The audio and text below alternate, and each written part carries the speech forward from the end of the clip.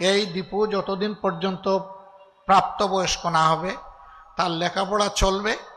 আমরা এই পরিবারের সাথে প্রতি মাসের 1 তারিখে এসে হাজির হব ইনশাআল্লাহ। আমরা এই দেশে কোনো মেজরিটি এবং মাইনরিটি মানি না। যে দেশের জনগণ ঐক্যবদ্ধ থাকতে পারে না সে দেশের মানুষ মাথা সোজা করে সম্মানের সাথে বিশ্বের দরবারে দাঁড়াতেও পারে না। পঞ্চগড়ের সাথে 22 সাল থেকে আমার সম্পর্কটা একটু ভিন্ন। এর আগে সারা দেশের মতো একটা জেলা ছিল পঞ্চগড় আমার কাছে।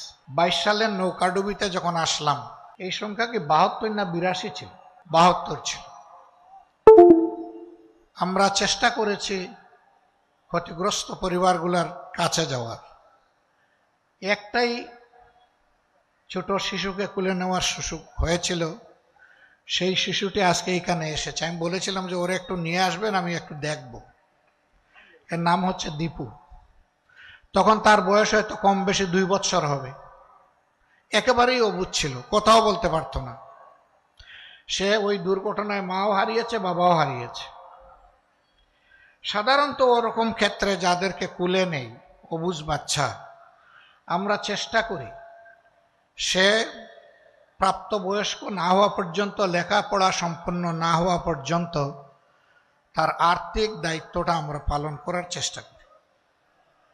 কিন্তু আমি দেখলাম যে আমরা যাওয়ার পরের দিন এই এলাকার তৎকালীন সংসদ সদস্য এবং তার স্ত্রী গিয়েছেন।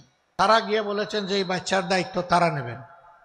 ভালো, ওয়েল, সমস্ত ভালো কাজ আমরা করতে পারবো না, সবাই মিলেমিশে করার মাঝেই কল্যাণ। খুশি হলাম, যাক তার অভিভাবক পাওয়া গেল, তাও শক্তিশালী মিনিস্টার। আমি এখানে তার ভাই পরিতোষকে জিজ্ঞেস করলাম, ওই দায়িত্ব নেওয়ার পর প্রতি মাসে কি তারা তোমাদের কোনো খোঁজ নেয়? বলল জি না। আমি বললাম তারা কি কিছু করেছিলেন? বলে হ্যাঁ করেছেন। তারা কি করেছেন? যে ওর জন্য জামা কাপড় মাঝে মধ্যে দিয়েছে। তো ও জামা কাপড় দিলে খাবে কি? তার পড়ালেখার যোগান কে দিবে? আলহামদুলিল্লাহ আজকে আবার তাকে একটু কুলে নেওয়ার সুযোগ হলো।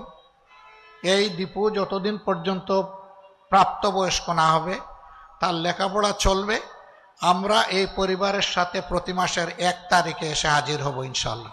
এটা চলতে থাকবে ইনশাআল্লাহ। আমরা এখানে দেখব না তার মা বাপ কোন ধর্মের মানুষ ছিলেন, আমরা দেখব তারা মানুষ ছিলেন। আমরা মানবতাকে টুকরা টুকরা করতে চাই না। আমরা ছোট্ট একটি দেশ, বিপুল সংখ্যক মানুষ, এই সবগুলা মানুষ আমরা মিলেমিশে থাকতে চাই, চলতে চাই। এর মাঝেই আমাদের গর্ব, এর মাঝেই আমাদের সৌন্দর্য, এর মাঝেই আমাদের শান্তি নিহত। আমরা এই বার্তা সারা বাংলাদেশের সমস্ত জনগণকে দিয়ে চলেছি। এখানে একটা কথা একেবারেই সাফ, এই কথাটি হচ্ছে আমরা এই দেশে কোনো মেজরিটি এবং মাইনরিটি মানি না। আমি আস্তে আস্তে রতনবাবুর বক্তব্য শুনছিলাম, তিনি বলেছিলেন আমি সংখ্যালঘু সম্প্রদায়ের একজন মানুষ। এই কথা আর বলবেন না। কিসের সংখ্যালঘু আর কিসের সংখ্যাগুরু? এই দেশে যেই জন্ম নিছে সেই দেশের গর্বিত নাগরিক। আমরা নাগরিকদেরকে কোনো ভাগ বাটোয়ারা ধর্ম কিংবা দলের ভিত্তিতে করার পক্ষে নয়। এই বদ হাসলত ছিল অতীতের পতিত স্বৈরাচারের। তারা এই জাতিকে ভেঙে টুকরা টুকরা করে মুখামুখি লাগিয়ে রেখেছিল। যে দেশের জনগণ ঐক্যবদ্ধ থাকতে পারে না সে দেশের মানুষ মাথা সোজা করে সম্মানের সাথে বিশ্বের দরবারে দাঁড়াতেও পারে না। স্বাধীনতার 54 বছর গেল, আর কত বছর এরকম আমাদেরকে টুকরা টুকরা করে রাখা হবে? আমাদের স্পষ্ট ঘোষণা, আমরা কোনো মেজরিটি এবং মাইনরিটি মানি না। আমরা সবাই মিলে ইউনিটি, একটাই জাতি আমরা। আমাদের পরিচয় আমরা বাংলাদেশি। হ্যাঁ, তারপরে অবশ্যই আমার পরিচয় থাকবে আমি একজন মুসলমান, ইনি একজন হিন্দু, তিনি একজন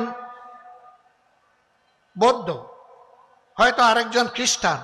এই 4 ধর্মের বাইরে বাংলাদেশে অন্য কোনো ধর্মের লোক নেই।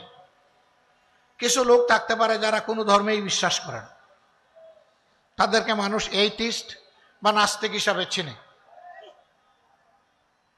যাই হোক, আমরা সবাইকে নিয়ে চলার পক্ষে। কিন্তু এটাও সত্য যে কেউ যেন কারো ধর্মীয় আবেগে খুচাখুচি না করেন, সুড়সুড়ি না দেন। এটা আমরা একেবারেই ঘৃণা করি, পছন্দ করি না। এরকম যদি কোথাও কোনো কিছু ঘটে, আমরা বলবো যে সম্প্রদায়ের মানুষ এটা করবে, প্রথম ওই সম্প্রদায়ের মানুষরা ওরে থামিয়ে দেবে। সম্প্রতি আমরা দেখেছি এরকম একটা ঘটনা ঘটেছে পটুয়াখালীতে।